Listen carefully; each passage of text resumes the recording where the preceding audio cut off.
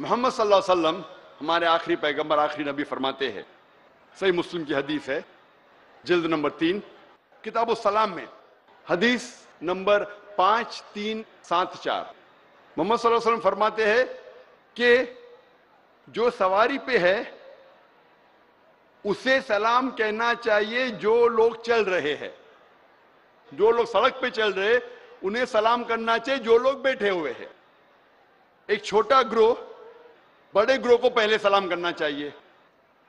اکثر صحابہ کوشش کرتے تھے کہ وہ محمد صلی اللہ علیہ وسلم سے پہلے ان کو سلام کرے، لیکن الحمدللہ محمد صلی اللہ علیہ وسلم ہمیشہ پہلے سلام کرتے تھے۔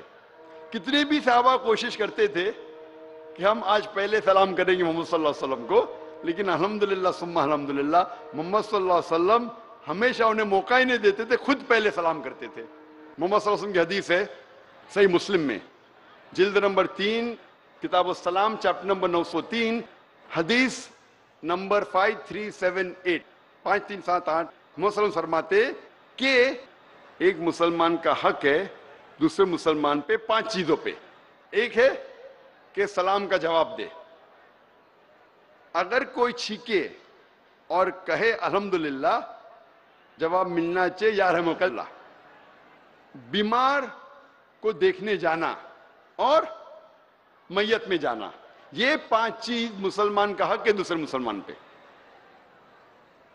محمد صلی اللہ علیہ وسلم فرماتے کہ جو آدمی سیڑھی کے نیچے اتر رہا ہے اسے پہلے سلام کرنا چاہیے جو آدمی سیڑھی کے اوپر جا رہا ہے۔ تو یہ محمد صلی اللہ علیہ وسلم کی کئی حدیث ہے صحیح مسلم میں بخاری میں کہ کس طریقے سے سلام کرنا چاہیے۔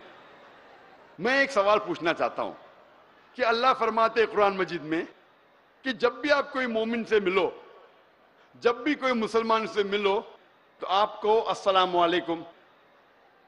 ہمارے آخری نبی آخری پیغمبر محمد صلی اللہ علیہ وسلم فرماتے کہ جب بھی آپ مسلمان کو دیکھو آپ سلام کرو۔ چھوٹے لوگ بڑے لوگ کو پہلے سلام کرنا چاہیے، سیڑھی پہ اترنے والے لوگ چڑھنے والے لوگ سے پہلے سلام کرنا چاہیے، جو لوگ سواری پہ ہے جو لوگ چل رہے اس کو پہلے سلام کرنا چاہیے، چلنے والے بیٹھنے والے لوگ کو پہلے سلام کرنا چاہیے۔ یہ سب طریقے، لیکن میرا یہ سوال ہے